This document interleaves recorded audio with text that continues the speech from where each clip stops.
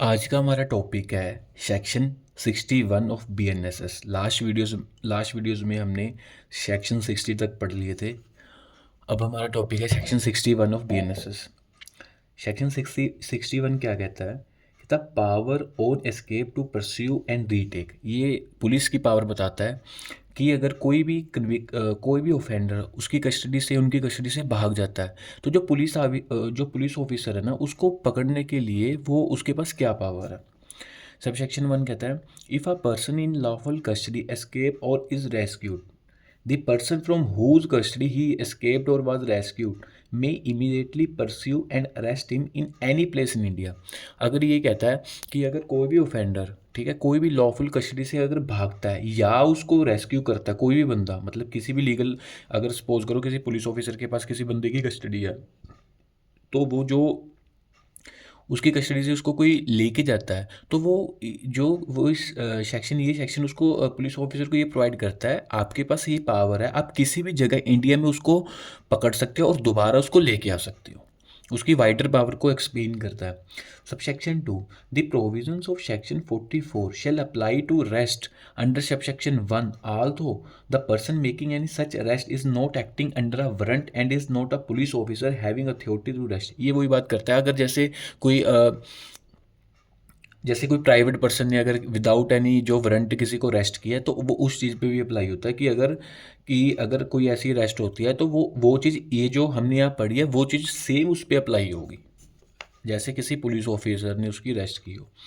Next आ गया section 62। Section 62 ये कहता है arrest to be made strictly according to Sanhita, no arrest shall be made except in accordance with the provision of this Sanhita or any other law for the time being in force providing for arrest. ये कहता है कि आप ये नहीं कह सकते कि अगर जैसे आपको यहाँ अरेस्ट बताई गई है कि अगर आपने किसी की अरेस्ट करनी है आपको उसी हिसाब से करनी पड़ेगी, या अगर किसी और लॉ में बताई गई कि अगर बंदे की अरेस्ट करनी है ऐसी होगी, अदरवाइज अगर आप और तरीके से करोगे वो अरेस्ट नहीं होगी एज पर लॉ। ये था हमारा सेक्शन 62। अब जो हमारा नेक्स्ट टॉपिक आ गया सबमन्स। हमने चैप्टर 5 तक हमने सारा कर लिया था, अब ये आ गया चैप्टर 6। चैप्टर 6 ये बताता है समन के बारे में कि अगर आपने चैप्टर 5 में तो पढ़ लिया कि आपने किसी की अरेस्ट करनी है, कैसे करनी है, कौन करेगा, क्या उसकी ड्यूटीज़ है, क्या उसके राइट्स हैं, ये सारा कर लिया। अब ये कहता है कि भाई आपने अरेस्ट तो कर लिया, आप ये भी तो बताओ अगर हमने किसी की अपीयरेंस को उसको कंपेल करना तो हम किस तरह से कर सकते हैं। इसमें 4 हमारे पार्ट्स आते हैं। सबसे पहले तो आता है हमारा सम्मन, ठीक है, आप कैसे उस बंदे को बुला सकते हो, सम्मन भेज के बुला सकते हो, ठीक है, वारंट उसके भेज सकते हो या आप किसी और मेथड से उसको कर सकते हो। सबसे पहले हमारा आ गया सम्मन्स। सेक्शन 63 टू 71 ये जो चैप्टर 6 है ये बताता है, ठीक है। सबसे पहले आ गया सम्मन्स। सम्मन्स होता क्या है? सेक्शन 63 ये बताया कि सम्मन्स एक रिटन नोटिस है जो कोर्ट इशू करती है या कोर्ट उस बंदे को बुलाएगी कि भाई आप आओ, आपके अगेंस्ट ये चीज़ है, ठीक है, आपके अगेंस्ट ये हमारे पास जो भी है उसके अगेंस्ट जो ये एलिगेशन लगाए तो आप उसका जवाब दो। मतलब इन नॉर्मल भाषा में अगर इसको हम समझे, ये एक लीगल नोटिस है जो कोर्ट के द्वारा किसी भी बंदे को इशू कर सकती है जिसको लगता है कि उसकी प्रेजेंस जरूरी है, ठीक है। तो ये आ गया सेक्शन 63। कहता है every summons issued by the court under the Sunita shall be है, मतलब अगर जो कोई भी इशू समन हो रहा है कोई भी कोर्ट द्वारा तो क्या होंगे, इन राइटिंग, वो डबल में होंगे, राइटिंग में होंगे, इन डुप्लीकेट 2 कॉपियाँ होंगी, signed by the presiding officer of such court. यहाँ पर प्रिसाइडिंग ऑफिसर हो गया जेएमएसी, मतलब जज होगा जो, राइटिंग में होगा, डुप्लीकेट में होगा। ये प्री के लिए क्वेश्चन इंपॉर्टेंट बनता है कि आपको समन कैसे होंगे। वो आपको क्वेश्चन पूछ देंगे ये ओरली हो सकता है, ठीक है, ये सिंगल में होगा, साइन होगे, सील होगे या कैसे भी होगा। तो इसमें क्या होगा, राइटिंग में होंगे, डुप्लीकेट होंगे and sign by the presiding officer of the court, ठीक है, और या by such other officer as the high court may from time to time by rule direct and shall bear the seal of the court, ठीक है। ये कह रहा है कि आप जो सम्मन है ना वो राइटिंग में होंगे, डुप्लीकेट फॉर्म में होंगे, या तो प्रिसाइडिंग ऑफिसर उसको साइन करेगा या कोई भी और ऑफिसर जो हाई कोर्ट ने उसको अपॉइंट किया हो कि भाई आपके साइन जो हैं आप इस सम्मन पे कर सकते हो और वो सम्मन वैलिड होगा। और and shall bear the office seal of the court, तो उसमें मोहर लगी होगी, स्टैंप लगी होगी कोर्ट की, ठीक है। आगे आ गया सब क्लोज 2, कहता है इन एन सॉरी और in an encrypted or any other form of electronic communication and shall bear the image of seal of the court और digital signature। ये भी BNS में आया, BNSS में, कि आप किसी भी encrypt फॉर्म में या किसी डिजिटल फॉर्म में या किसी भी तरीके से जो कम्युनिकेशन इलेक्ट्रॉनिक कम्युनिकेशन, उस तरह भी आप उसको सम्मन को भेज सकते हो, लेकिन उसमें साइन होनी चाहिए, डिजिटल सिग्नेचर होनी चाहिए कोर्ट के, या उसकी सील की फ़ोटो लगी होनी चाहिए। ठीक है, ये सारा कुछ आ गया। ये हो गया हमारा सेक्शन 63। अब आगे आ गया सेक्शन 64। सेक्शन 64 ये बताता है, कहता है every summon shall be served by a police officer और subject to such rule as the state government may make in this behalf by an officer of the court issuing it or other public servant। 63 हमें बताता है कि भाई आपके सम्मन कैसे होंगे। 64 ये बताता है कि भाई आप ये तो बता दिया आप सम्मन कैसे होंगे, अब ये भी बताओ ना उसको हम सर्व कैसे करवाएंगे। तो ये वो कहता है कि कोई भी जो सम्मन होगा वो पहली बात तो पुलिस ऑफिसर के द्वारा उसको सर्व करवाया जाएगा। ठीक है, अगर अगर किसी भी स्टेट गवर्नमेंट ने कोई ऐसा रूल बनाया है कि ये जो सम्मन है इस तरह से सर्व होंगे, तो वो जो सम्मन की सर्विस होगी, सम्मन उसी तरह से सर्व होंगे जैसे स्टेट गवर्नमेंट ने रूल बनाया है। यहाँ पर जो सम्मन सर्व करवाने का मतलब ये है कि भाई आपने सम्मन जिसको देने थे आपने उसको बताना कि ये रहा आपका नोटिस, आपके सम्मन, आप ये पकड़ो और आप साइन करो। सर्विस का मतलब ये होता है कि उस बंदे को बताना कि आपके अगेंस्ट सम्मन इशू हुए हैं। आगे आ गई आप प्रोवाइडेड, प्रोविजन आ गई। ठीक है, provided at the police station or the registrar in the court shall maintain a register to enter the address, email address, phone number and such other details as the state government may by rule provide. मतलब ये कहता है कि अगर या तो कोई police officer हो गया या कोई रजिस्ट्रार, मतलब जो ये एडमिनिस्ट्रेटिव वर्क जो देखते हैं कोर्ट का, अगर तो वो हैं, ठीक है, वे रजिस्टर शेल जो मेंटेन करेंगे, जैसे स्टेट गवर्नमेंट में उनको बताया कि जिसको भेजनी है उनका सारा नंबर, ठीक है, सारा ईमेल एड्रेस जो भी है, वो अगर स्टेट गवर्नमेंट के रूल हैं तो उस तरह से वो रजिस्टर को मेंटेन करेंगे। Subsection 2.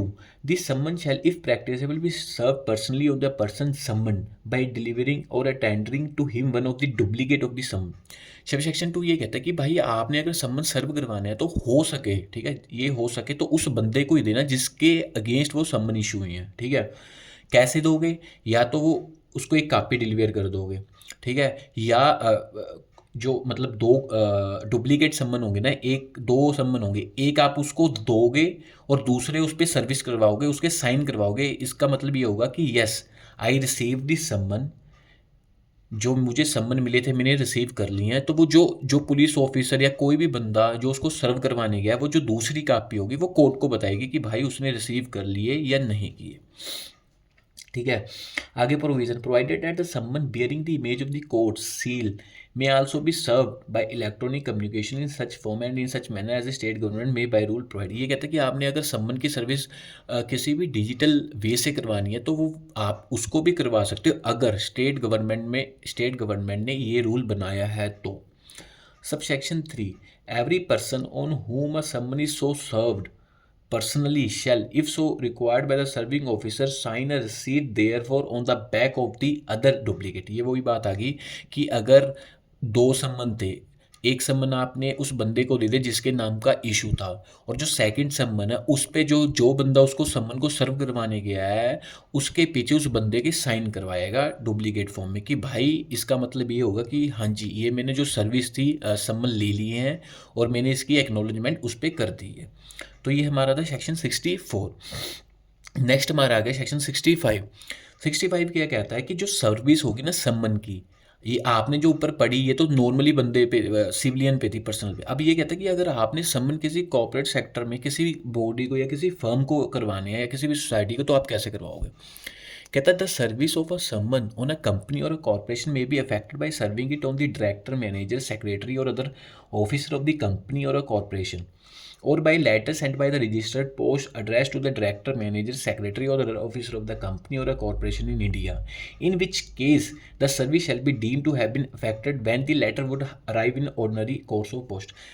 सेक्शन 65 में ये बताता है कि अगर आपने किसी भी सर्विस, किसी भी सम्मन की सर्विस किसी कॉरपोरेशन या कॉरपोरेट बॉडी या फर्म को करवानी है तो आप वो उसके मैनेजर, उसका हेड ऑफिस जो डायरेक्टर है, मैनेजर है या सेक्रेटरी है, या कोई भी ऑफिशियल कंपनी उसको दे सकते हो, या आप रजिस्टर्ड पोस्ट के दोबारा उस कंपनी को, उस जो हेड है उस बंदे को एड्रेस कर सकते हो।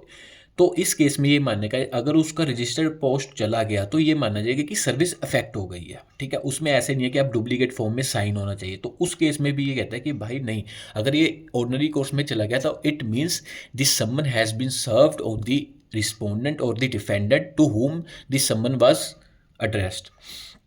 एक्सप्लेनेशन क्या कहता है? एक्सप्लेनेशन कहता है in this section company mean a body corporate and the corporation mean any incorporated company और other body corporate registered under the companies act 2013 और a society registered under the society act society registration act 1860।